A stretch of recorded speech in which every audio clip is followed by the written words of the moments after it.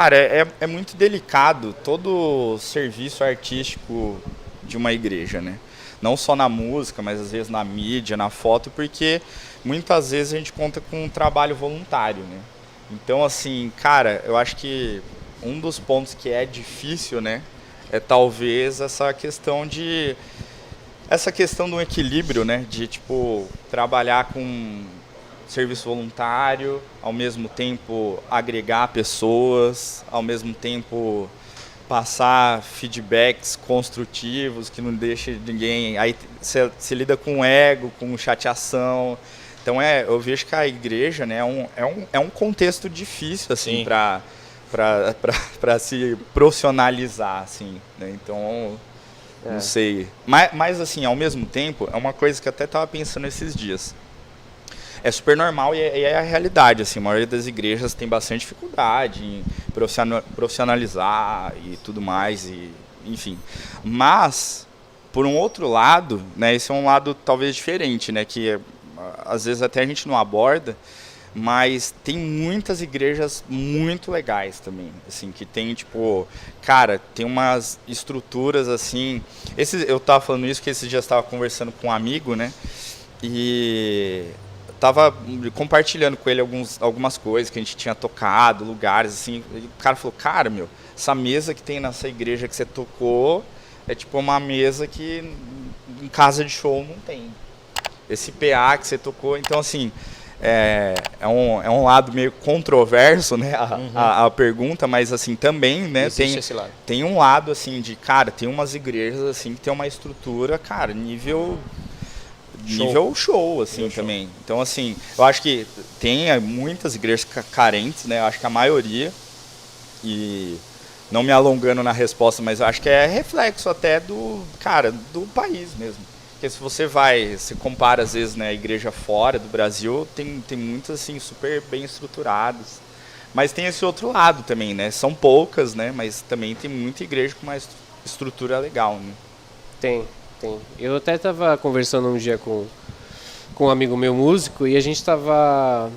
Lógico que não é uma realidade da maioria, mas a gente estava falando assim, cara, e comparando os músicos de igreja com músicos que não são de igreja, com a galera do mercado da música e tal. E, cara, tem muita igreja, como o Jean falou, que tem uma estrutura e não é só o lance da estrutura, acho que é o lance da excelência, assim. De a gente querer ser meio nerd de som, de música e querer saber como que os gringos fazem aquele som. E não só os gringos, mas as nossas referências, assim, né? E a gente acaba chegando num nível de conhecimento e aí, por consequência, leva às vezes para um lance de estrutura e tal, e de qualidade de som. Que, cara, muitas vezes a galera do mercado da música não tem, assim. Sim. Né? Se for ir por um lance mais técnico, assim, né? Sei lá, a qualidade do sistema de som, qualidade de monitoração, qualidade de instrumento, de equipamento. Não que isso seja o mais importante, não é. Mas existe um lance muito da hora, muito legal, assim, nas igrejas cristãs que eu vejo que a gente está caminhando, assim, para um nível de excelência muito legal. A galera está buscando, assim, sabe? Querer fazer o melhor possível, as músicas, o som e tal.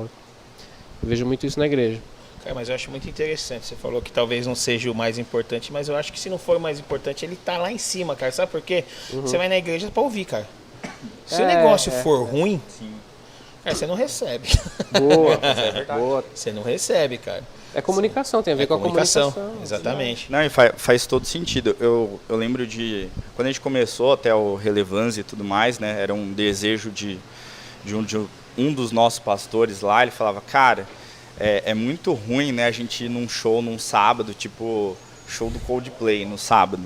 E aí você vai no domingo e o som da igreja tá todo zoneado.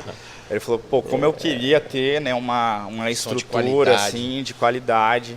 Então, assim, eu vejo que tem muita gente buscando. Lógico, eu acho que não é a maioria, é ainda uma minoria perto do Brasil inteiro, mas eu acho que assim, tem também muita coisa legal. Muita gente correndo atrás de estudar, de comprar equipamento. Muita gente investe mesmo, né? Então... Mas eu digo que não, assim, é muito importante, como você falou, porque faz parte da comunicação e, cara, o que acontece nos cultos é comunicar o que Deus está falando, né?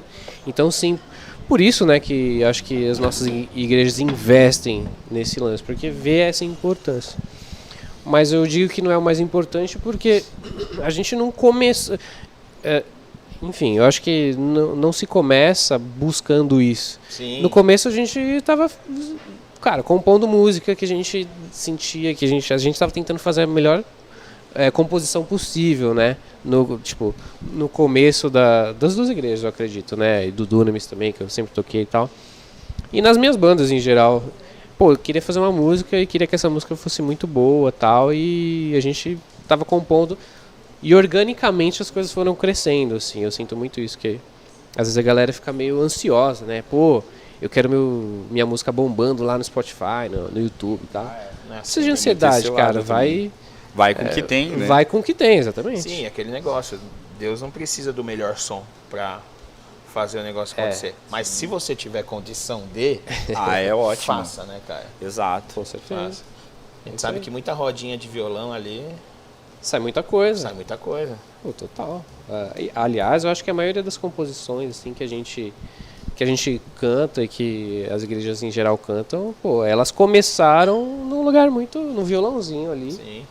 Quando não foi menos que isso, quando foi só numa oração e tal. E aí a coisa foi crescendo, a gente vai lapidando a parada.